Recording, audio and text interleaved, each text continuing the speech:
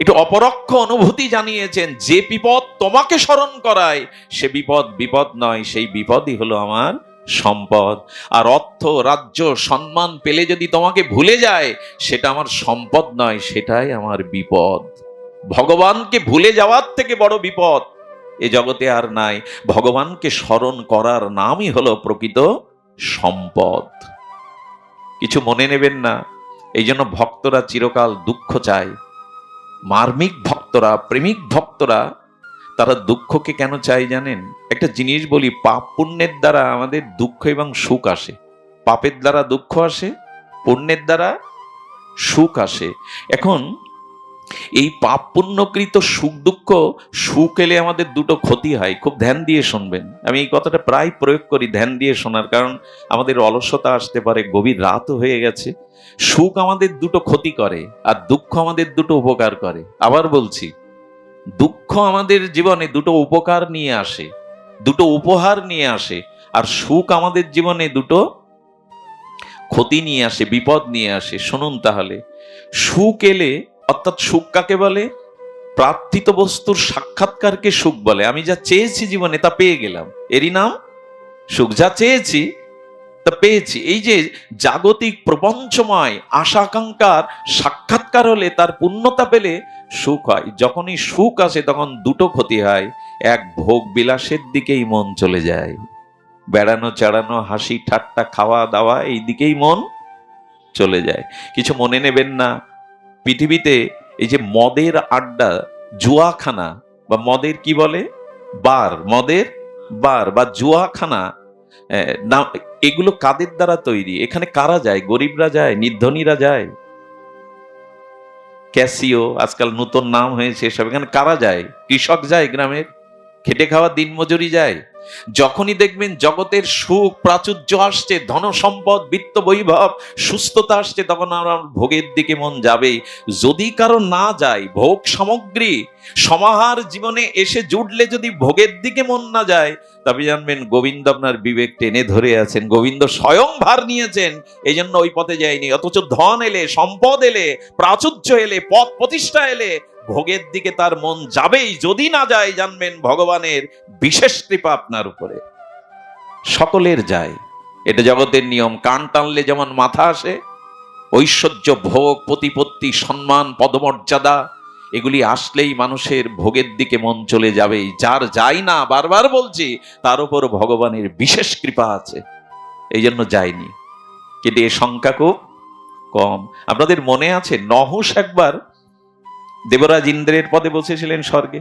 দেবরাজ ইন্দ্র স্বর্গে, রাজা যদি রাজ্যে না থাকে, প্রজারা উচ্ছন্ন যায় কিনা, আইন শৃঙ্খলা ভেঙে পড়ে কিনা, ঠিক সেই মুহূর্তে দেবতারা মিলে এই প্রভাবশালী নহুষকে ইন্দ্র পদ দিয়ে দিল। দেবরাজ ইন্দ্রের পদ কি সাধারণ?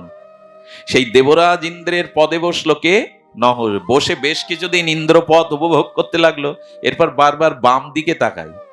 মায়েরা বা স্ত্রীরা স্বামীর কোন পাশে থাকে, ডানি না বাঁয়ে? বলছে, আমি ইন্দ্র হয়েছে কিন্তু ইন্দ্রাণী নেই যে। এই দেখুন, দেবতার পদ পেয়েও তার লক্ষ্য গেছে আমার পাশে তো ইন্দ্রাণী নেই। আমি তো ইন্দ্র পদে, ইন্দ্র একটা পদ, ইন্দ্রাণী নেই। কি বলবো আপনাদের, দেবরাজ ইন্দ্রের মতো এই পদে বসেও তার লক্ষ্য গেল দেবরাজ ইন্দ্র যিনি ছিলেন পূর্বে, তার স্ত্রী শচী দেবীর দিকে। শচী দেবী যেমন সতী ছিলেন, তেমনি সুন্দরীও ছিলেন, ওর দিকে দৃষ্টি গেল। তার মানে কি হলো, এই দেখুন, পদ পেলে, সুখ পেলে বিপদ কোনটা? তখন ভোগের দিকে মন চলে গেল। বারবার বলছেন, আমার পাশে ইন্দ্রাণী কই? উনি সেই ভোগ বাসনায় লেলিহান, লালসায় আসক্ত হয়ে তিনি শচীকে বারবার জ্বালাতন করতে লাগলেন। আরে স্বামীর শোকে আর কতদিন কাটাবে? ইন্দ্র আর ফিরবে না, তুমি আমার পাশে ইন্দ্রাণী হয়ে বসো। শচী ছিলেন সতী। এই সতীত্বই নারীদের অন্যতম শ্রেষ্ঠ ধর্ম। আমি বেশি সময় নেব না, কিন্তু বলবো এইটুকুই, আমাদের সুধামার স্ত্রীর নাম ছিল সুশীলা। কি নাম ছিল? সুশীলা। সুশীলা শব্দের অর্থ কি? সুমানে সুন্দর, সুমানে, আর শীল মানে স্বভাব বা আচরণ। যার আচরণ সুন্দর তিনি হলেন সুশীলা। কোন নারীর আচরণ সুন্দর? যিনি পতি ছাড়া অন্য কোনো পুরুষে মনোনিবেশ করেন না। কখন করেন না? সুশীলাকে 20 বছরে একটা শাড়ি কিনে দিতে পারেনি সুদামা। কয় বছরে? 3-4 জায়গায় ছেঁড়া তালি দিয়ে ঘোমটা দিয়ে থাকতেন, সন্তানদের মুখে অন্ন প্রতিদিন দিতে পারতেন না। কিন্তু এই সুশীলা জীবনে কখনো স্বামীর দিকে আঙুল তোলেনি যে তোমার হাতে পড়ে তোমার সঙ্গী হয়ে আমার জীবন নষ্ট হয়ে গেল। আজকের আজকের যদি আমরা এই প্রেক্ষাপটে ভাবা যাবে তো? স্বামীকে পতি পরম জ্ঞান করে খোটা দেয়নি কখন। আচ্ছা চিন্তা করতে পারেন, কৃষ্ণ দেবকীর কাছে আসবে না তো কার কাছে আসবে? বিয়ের পরে যে স্বামীর সাথে কারাগারে বাস করলো, 6-6টা সন্তান আসতে মেরে ফেললো স্বামীর সামনে, সেই বসুদেবকে কখনো দেবকী আঙুল তুলিনি, তুমি অপদার্থ স্বামী, তুমি তোমার সন্তানকে বাঁচাতে পারোনি, আমাকে সুখ দিতে পারোনি, আমি তোমার জন্য কারাগারে, একথা একবারও তুলেনি। আজকের এই প্রশ্ন উঠছে, অনুরোধ করব, স্বামীকে বেদকে সাক্ষী করে যাকে পেয়েছো তাকে নিয়েই যদি জীবনটা কাটাতে পারো, তবে এই জগতে সুখ না পেলেও পরকালে তোমার জন্য সুখের সম্ভার গোবিন্দই রচনা করবেন। এই পতিব্রতা ধর্মের কারণে পরকালে ভগবান তোমার জন্য আসন তৈরি করে রাখবেন।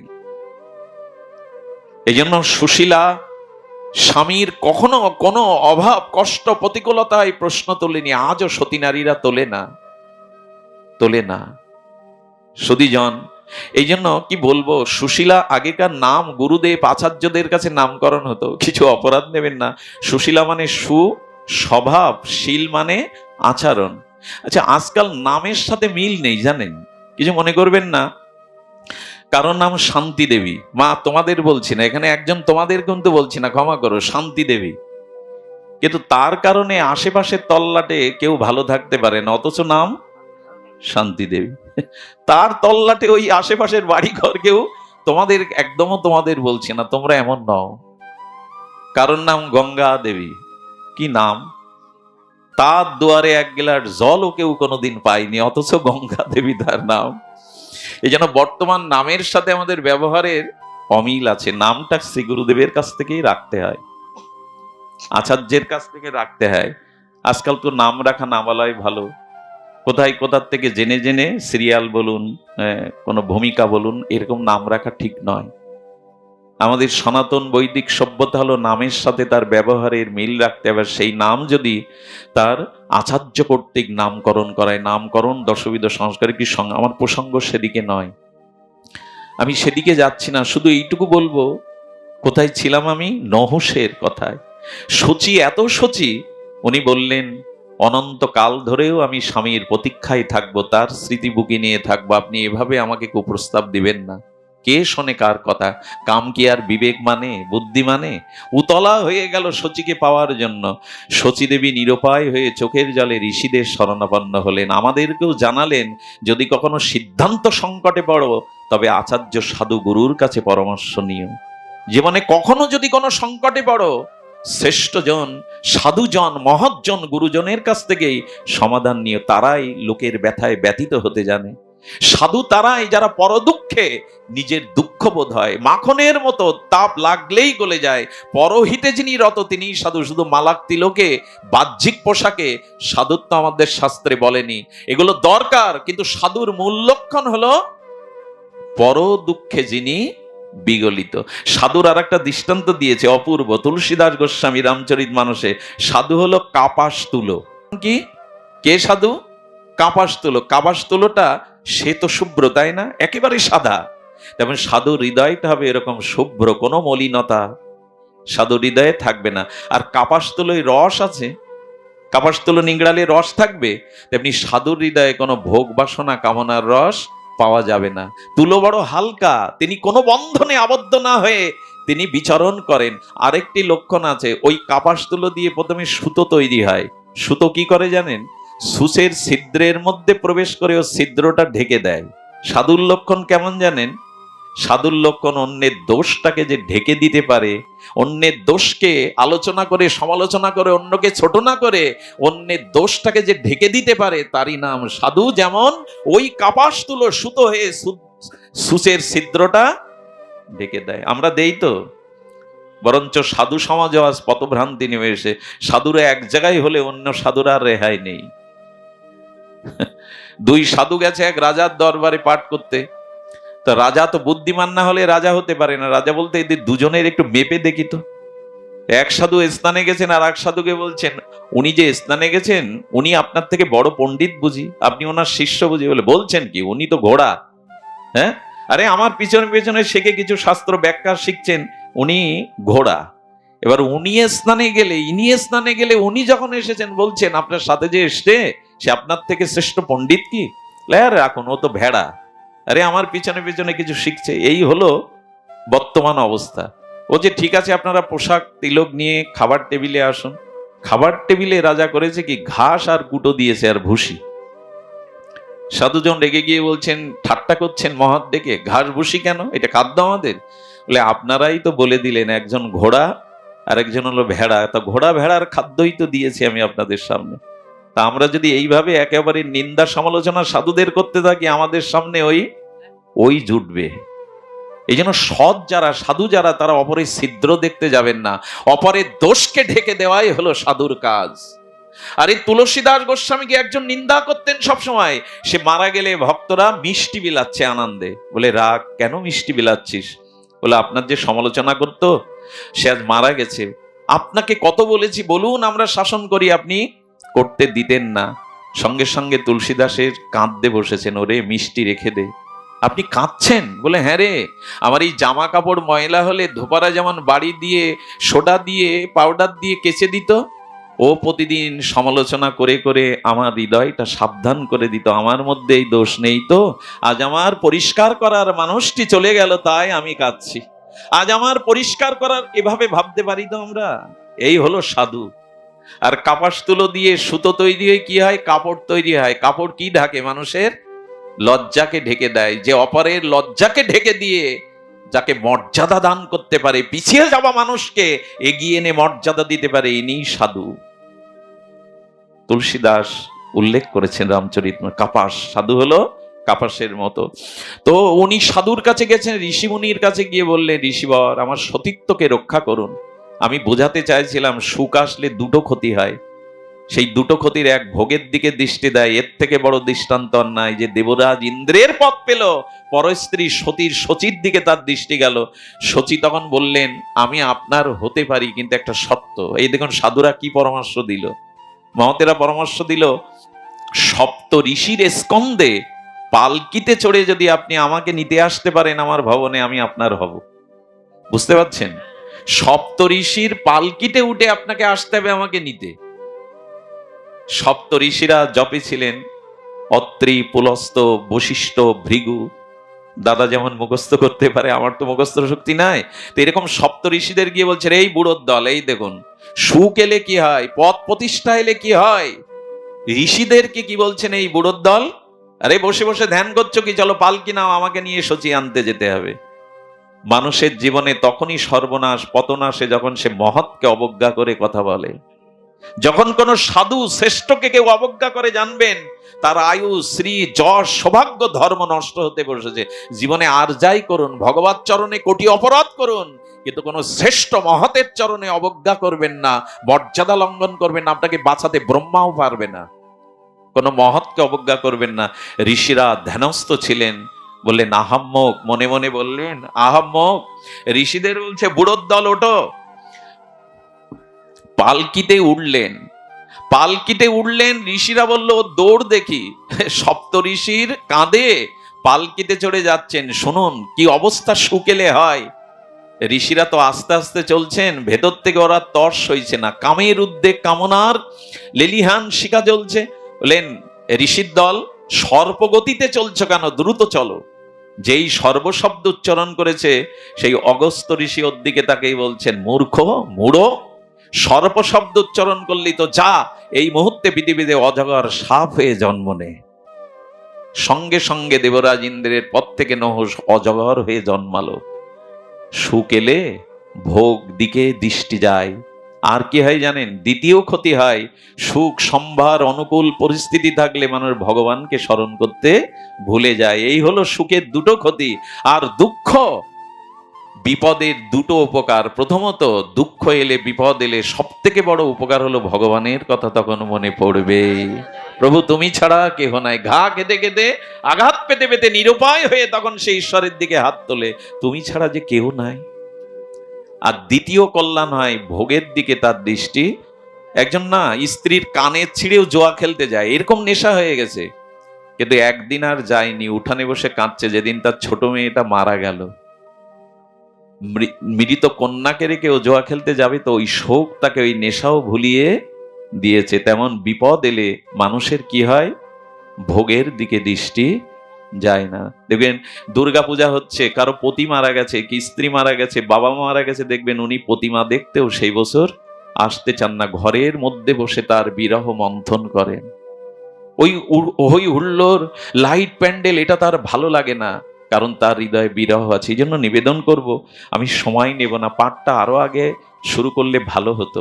যেদিন হরিকথা হয় সেদিন একটু আগে ভাগে বন্দনা পর্বগুলো, এগুলো ঠিক আমরা বুঝতে চাই না। বৃন্দাবনে দেখেছি, রাধাকুণ্ডে দেখেছি, পাঠক এলো তো স্তমিত হয়ে গেল, 10 মিনিটেই সমস্ত বন্দনা। আমি অবশ্য গৌর গোপাল সম্প্রদায় যিনি ইনি কীর্তন করছেন, ওনার কাছে অনুরোধও করেছি যাতে কষ্ট না পান, কোন বৈষ্ণব অপরাধ দাদা আমার কারণে আপনি একটু সংক্ষিপ্ত করুন। উনিও ছাড় রেখেছেন, তবু উনি যাওয়ার বেলা একটা কথা বলে গেলেন যে পেটের ক্ষুধা আর মনের ক্ষুধা এক নয়, পেটের খিদা মরলেও ওনার সময় দেওয়া উচিত ছিল, ওনারা এসছেন কীর্তনিয়া হয়ে।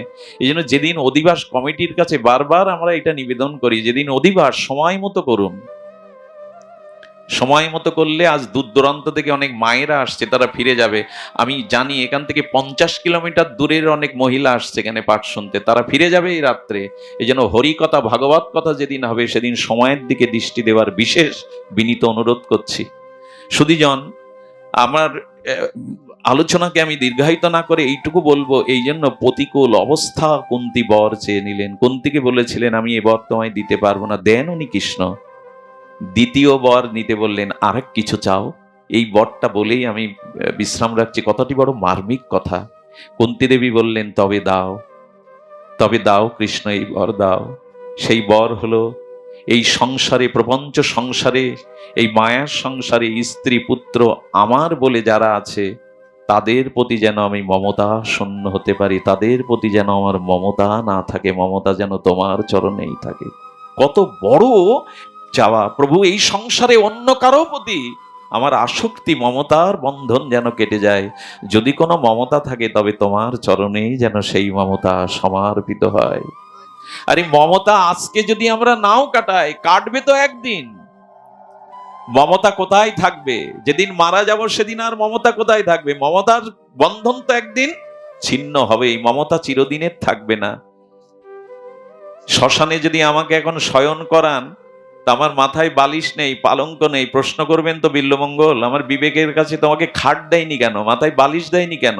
বলে শবনং শয়নং শ্মশানং, যেখানে সবকে মাটিতে শোয়ানো হয় তার নাম এখানে তোমাকে। আচ্ছা, তোমার যে টিভি, ফ্রিজ, তোমার যে আলমারি, তোমার যে যা কিছু আসবাবপত্র দেয়নি, ওগুলো দেয়নি, একটা মাটির কলসি দিয়েছে, তাও ওরা ভেঙে থুয়ে চলে যাবে। আচ্ছা, তোমার হাতে 4-5টা আংটি ছিল সোনার হীরার, ওগুলো বলো ওগুলো ওরা খুলে রেখে দিয়েছে, ওগুলো আমার সাথে দিয়েছে। ওই পচা বালিশ, ছেঁড়া কাঁথা, দুর্গন্ধ কাপড়গুলো, ওগুলো তার ব্যবহার করবে না, কিন্তু আংটি খুলে রেখে দিয়েছে।